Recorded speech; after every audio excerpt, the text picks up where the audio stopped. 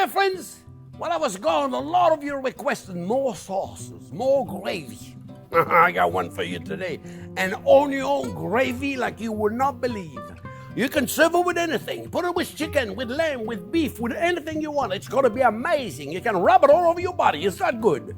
I promise you, my friend, this is the onion gravy that puts the end to all onion gravy. This is a recipe I want you to make. You're going to love it. Remember, thumbs up if you like the video. Don't forget to subscribe to the channel. And don't forget to ring that bell. Stay tuned, my friends. We're making it right now.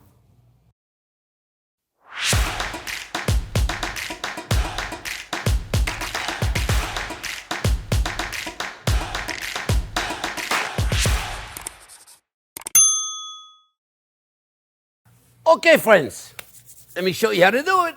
It's not complicated. You know, as usual, I don't make things complicated. I want to make it easy. I want you to do it. If I make things too complicated, you're not going to do it. Right? And you know the beautiful thing about the sauce / gravy? The sauce it could be, mamma mia, so many different things. Gravy is supposed to have some kind of a meat dripping to it.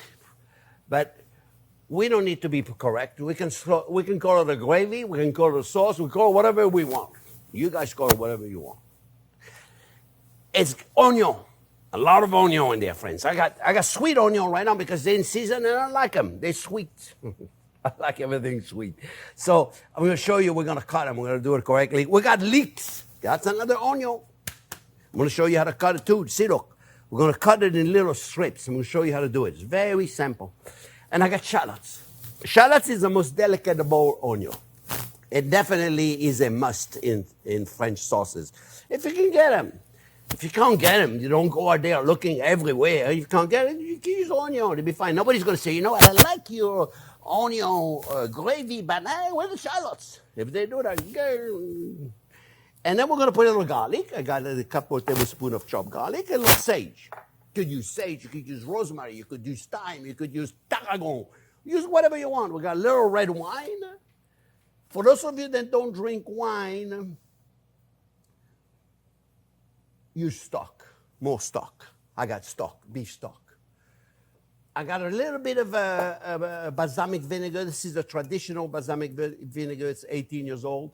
So it's a little sweet. For those of you that have regular balsamic vinegar, you put a little sugar. And then we're going to put a little bit of Worcestershire sauce. That's going to give a little depth. Then only Worcestershire sauce can bring in. Nice flavor. Friends, we're going to start sautéing some onion. I'm going to use clarified butter. Why do I use clarified butter instead of regular butter? I can use regular butter, right? Hey, let's make sure the heat is not too hot.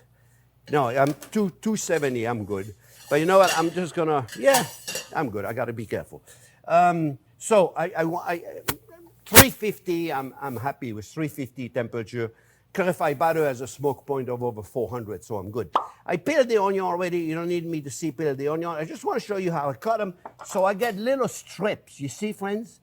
I don't want them to be too long, because if they're too long, it's not practical to eat. You got a long piece of onion, and you're eating whatever you're eating, and you got a long piece of onion. It's not easy to eat. So it's the same principle as when I make the onion soup. I cut them in little pieces. And how do you do that? It's very simple. First, you always cut pole to pole, from top to bottom. Cut them in half. Okay, never cut it the other way around. Right? And then right there, if I were to cut boom, boom, boom, boom, boom, I'll have long pieces, you see? And this onion is small, but if you have a big onion, then you got big pieces, and we don't want to do that. So you know what I do? I cut it in half. Cut it in half, right? And then what we're going to do, we're going to go a little bit in the bias, and we're going to go around it. And then you'll see, look, we put it down here because now it's if you keep cutting here, it's very, you know what I mean? It's not going to stay. So what I do, you let it fall, right? And then you continue cutting it. Now you be careful when you get to the end. And now, why do I do this? Because now look, I got little pieces of onion, you see? And I got plenty here. I don't need the other half because I got so many of them already. So what we're going to do, friends, we're going to start with the onion. And then we're going to add the leeks. And then we're going to add the shallots. That's the right order in which you put them in when you cook them. The onion always number first, unless there's bacon. No bacon here. We could put bacon in there too. Oh, yeah. For those of you that like the bacon, oh, that would be delicious in that gravy sauce. We're going to put the onion in there, friends, and we're going to cook them. Now, I didn't tell you why I use clarified butter. I use clarified butter because, let me put salt. Salt is going to help us extract some of that water. The reason why I use clarified butter, friends, is because if I use regular butter, there's nothing wrong with that. We'll use some later. Where is it? Here it is. It'll burn. Butter has the milk protein, and the milk protein burn really, really fast. So by the time I caramelize my onion, excuse me, the butter will burn, so use clarified butter. Clarified butter, as the milk protein removed, it has a higher smoke point, doesn't burn. It's really not complicated, right? Now, for those of you that don't have clarified butter, you say, oh, Mama Mia, what do I do? Use a good cooking oil. Okay, I like avocado oil, I like a safflower oil, I like use whatever oil you cook. Olive oil is fine too. It's not going to burn because you're going to keep the heat relatively slow. Okay, so next thing we're going to do is we're going to cut that leek. I'm going to show you how to do it. So in the leek, friends, you got the camera. You all good in here? I'm not in the middle of anything. The roots, we never use it for nothing. Okay, the root, I never use it for nothing. So, in the making sauces and I mean, you can poach leeks in butter and things. You can do so many cool things with it. The sweetest part of the leek is the white part. This right there can become a little bitter. So I cut it and I freeze it in buckets. I call it a vegetable bucket. When I make stock, I use it all the time. It freezes beautiful. So all we're going to do today, we're going to take it. See, we're going to take it. Now remember now, we don't want them to be too long, right? So what we're going to do, we're going to cut in half. This is about the size that we're going to make them. All right, we're going to take all this out of here. And in the meantime, we're going to check every so often because we don't want to burn anything. So we're checking the onion. And the fact that we have clarified butter, we can relax. We don't need to worry about it. So now what do we do here? We want to cut this in half. Then you want to put it right there. You want to remove the center. See, look. Remove the center. This is good, but we need to remove it to do what we're going to do. And now if you notice, we got leaves. You see, they're on top of each other. Bloop, bloop, bloop, bloop. So the cool thing is, usually by the root end, it's not very sandy, not too much sand. But if it is too much sand, I always have a bowl of water. But there's no sand in this one. It's very nice. And I put it in the water and clean it up in case there is sand in there. And usually toward the end, you'll have a lot of sand. So what we do now, we take this, friends. We put it flat on a cutting board. And we take a knife. And just slowly, we cut ourselves some julienne. Okay? A very thin julienne. Very simple. You see, look. Not complicated, right? Now we take those julienne, my friends, and we're going to cut them in half because that's still too long of a piece, you see? You take them, cut them right in half. And now you got perfectly little matchstick of leek. You see? That was simple. You see, at the end of the day, when I tell you, I tell everybody, I don't need that right now, so I'll keep it for later because I got already plenty. When I tell everybody it's not complicated, they go, oh, well, no, it's not complicated. I don't do anything you can't do. No, really. I promise you, friends. I don't care where you go. I don't care if you go to a Michelin star restaurant or when you break down the recipe, it's not complicated. You just have to be shown. There's nothing that they do. Now, the creator of the dish, the executive chefs, has to think of all that and creating all that. Yeah, okay, I'm not saying anybody can do that. No. You have to have a special talent for that. And that's why you're the executive chef of the restaurant. But most of us, friends, we can do everything. It's not complicated, I promise you. We got to demystify cooking. This whole thing about cooking is so complicated. I remember when I was a kid, and I was doing my apprenticeship, I would ask chef, why are we doing this? Just because I tell you to do it. Just do it. Because I'm telling you to do it, and shut up. Go back to the line. Continue working. You ask too many questions. Most of the time, I have to tell you the truth, my friends. They didn't know the answer. They just did it because that's the way they were taught. So they're doing it the way they were taught, but they didn't know why. And today, we have the science to study and realize that, hey, a lot of the stuff they told me to do years ago, it's like the horizontal cut of the onion. The first 10 years of my apprenticeship, we had to do the horizontal cut of the onion.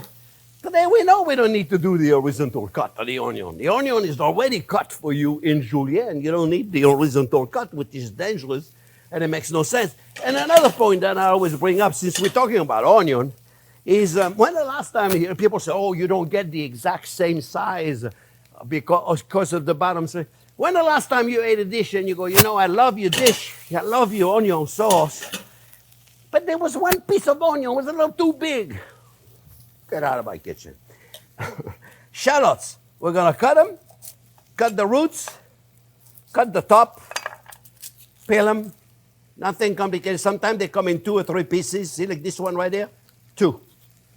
You get 2 for the price of one. No, they're expensive. You notice that? Ay. Why are they so expensive? So we're going to peel it, and I'm going to show you how to cut it, okay? It's not complicated. Not complicated at all. Peeling it sometimes is more complicated. And this one looks like it's got a bruise in there. That's okay. We're going to remove it. Or maybe it's not a bruise. Let's see. No, it was not. We're going to peel it. Remove there's a layer on top of it. It's kind of slimy. We're going to remove it. You see? We're going to peel them. In the meantime, you got to keep an eye on your onion. Normally, you wouldn't be doing this. You'd be drinking a glass of wine, because remember, you would do all this in your mise en place. I just wanted to show you. See, I'm caramelizing the onion. That's very important, friends. Then we do this. If I don't caramelize them now, and I add liquid, they'll never caramelize. They will never caramelize. If I put liquid now, they'll be poaching, and we miss the opportunity. I'm going to reduce the heat a little bit. You'll miss the opportunity to get the caramelization, to get that sugar out, and caramelize that sugar. A great deal of flavor right there, my friend. So it's very important that we take the time to do this. Okay? So now, shallots, same deal. If you look at them, if you look at the way they are fabricated, if I were to cut them, boom, boom, boom, boom, boom, this way, I'll have little circles, which actually would work for the gravy, but you know what I'm going to do? I'm going to cut them in half. So then I have little pieces that are not too long, right? So I cut them in half, right there, and all I do, I cut them like that. So now you have little pieces. They're going to look like a round, but trust me, after they cook for a while, they're not going to be no round in there, you see? And then right there, you have little pieces of shallots, you see? Now, we can't put the shallots at the same time we put the onion, my friends. Because if we do, the shallots will burn. Okay, so the shallots and the leeks, they go after. All right, so here we're going to do the same thing. We're going to cut it in half. And then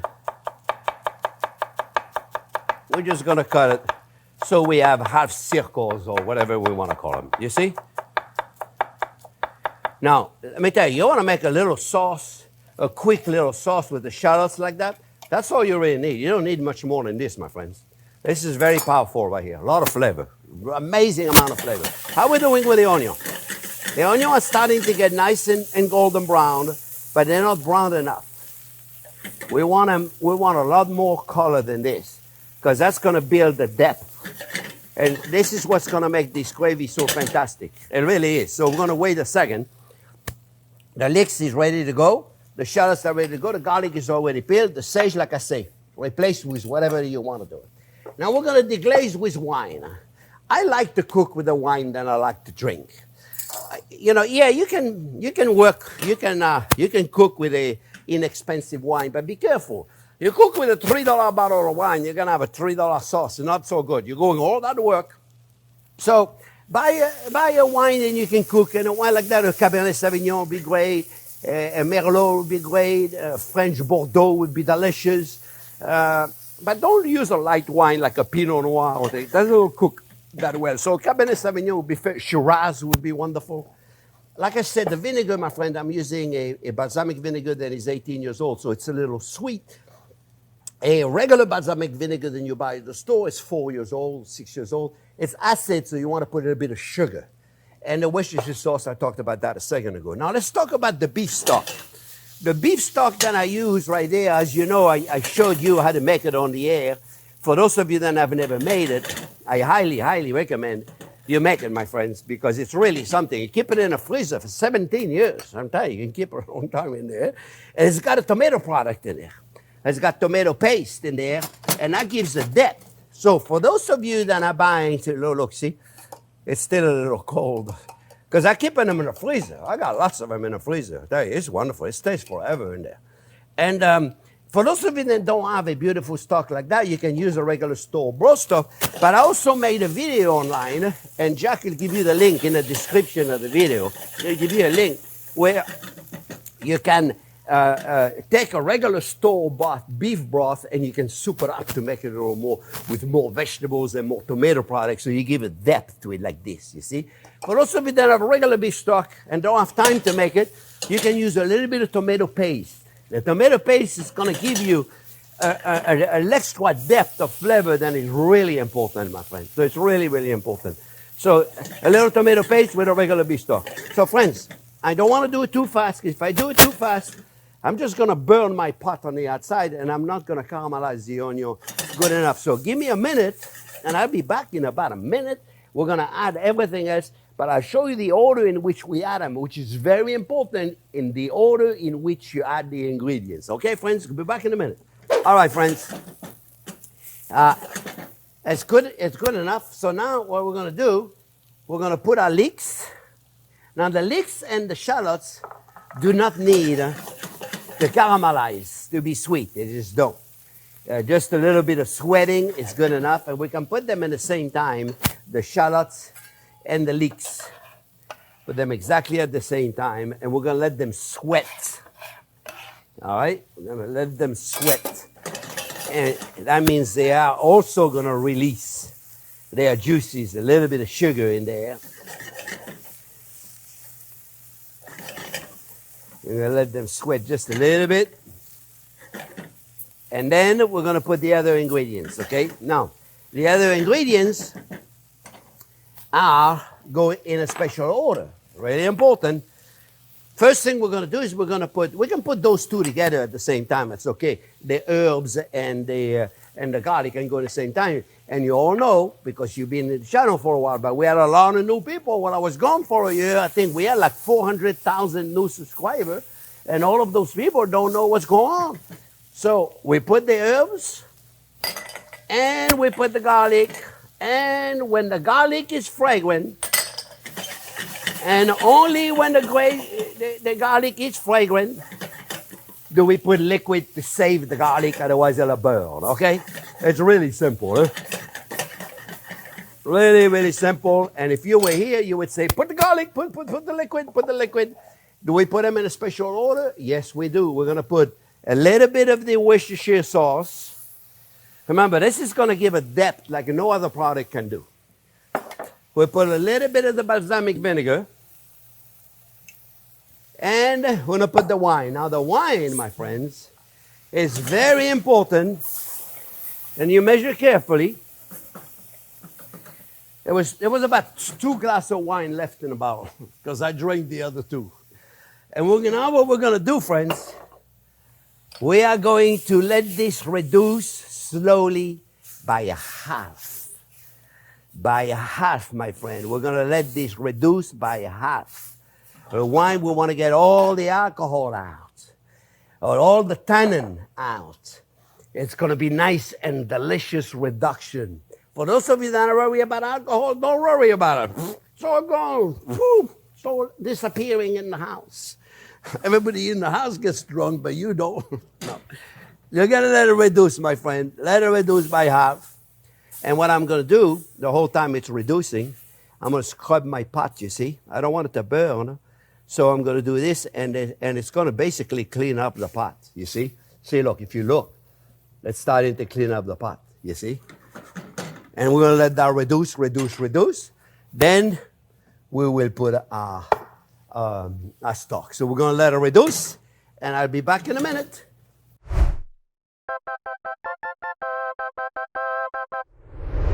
Okay, friends, the stock has reduced. The wine has reduced.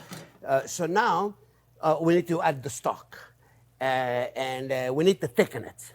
So we can use a cooked roux. For those of you that have seen the video about my cooked roux, perfect time to add it right now. It's cooked already, it doesn't need to cook. So cooked roux for those of you that have it. For those of you that don't have it, you're going to have to go with raw flour, and you're going to have to cook it.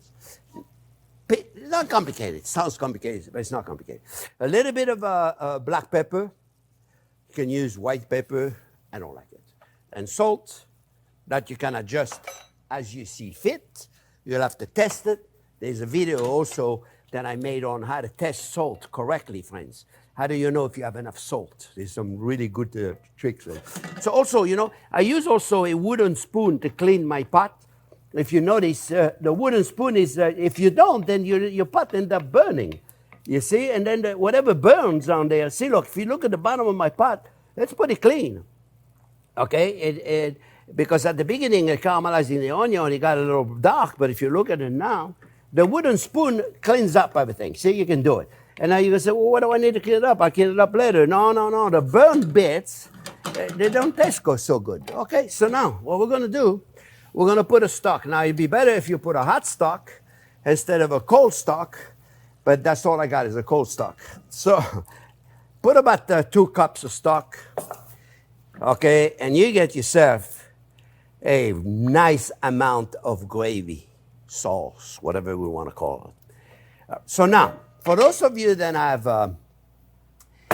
don't have cooked roux, you got 2 ways to thicken. You got plenty of ways to thicken it. You could put cornstarch, arrowroot, tapioca powder. You can put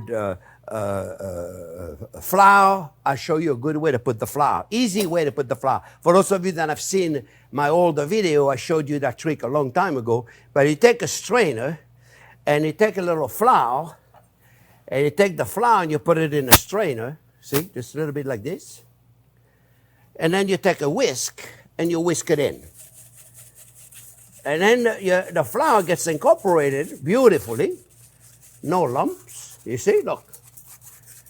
Beautifully. It's a piece of cake. Let's reduce the heat. We don't need it to be that heat right now. And then we can cook the flour. So if you don't have a cooked roux,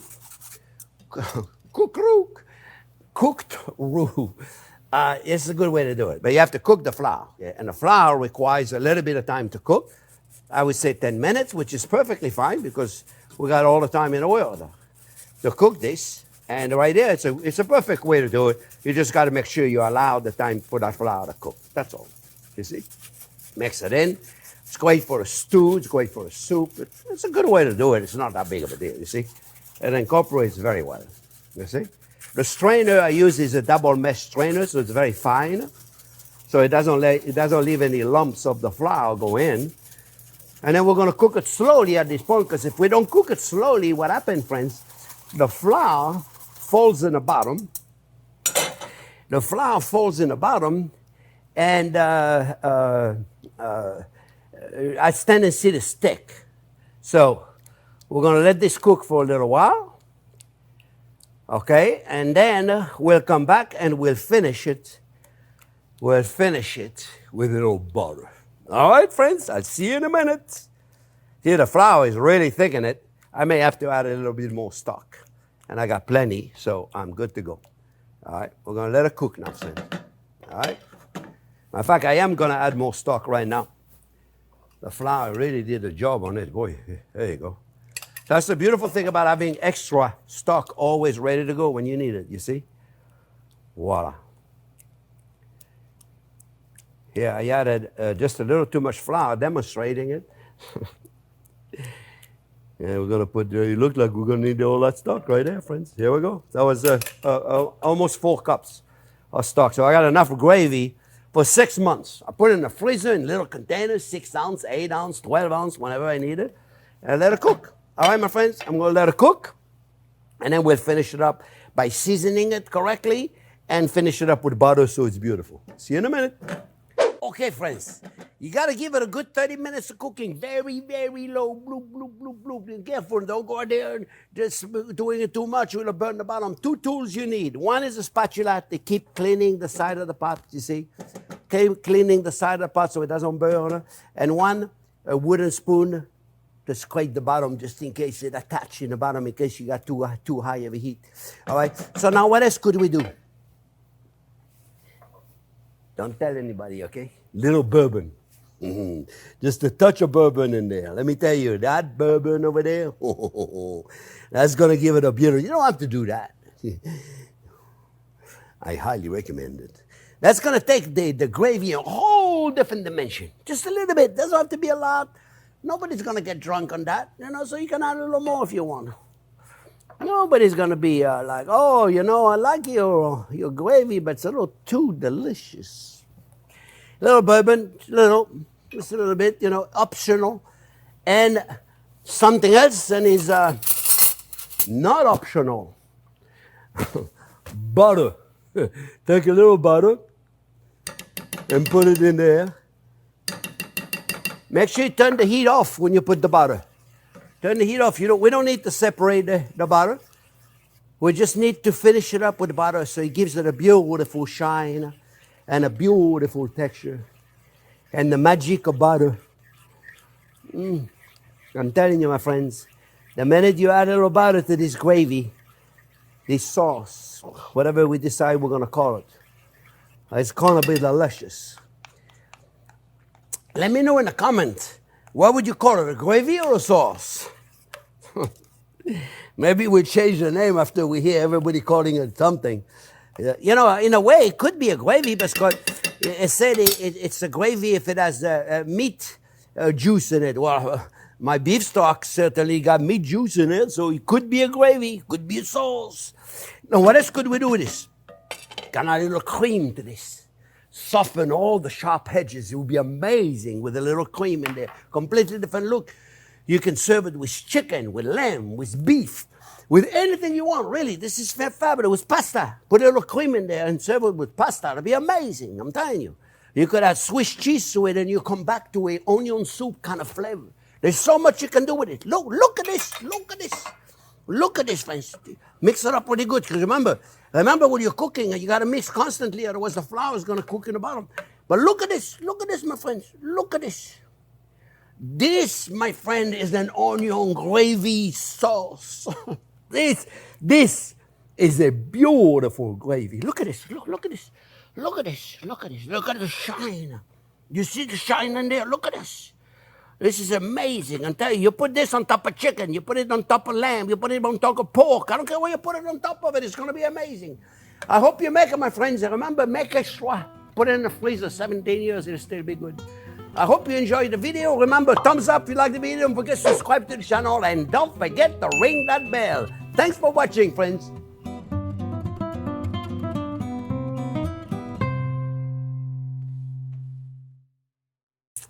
Oh, they're going to love this one. Let me tell you, this is amazing. And the freezer is beautiful. And you see, it's a little thick, so we could add some cream and make some pasta.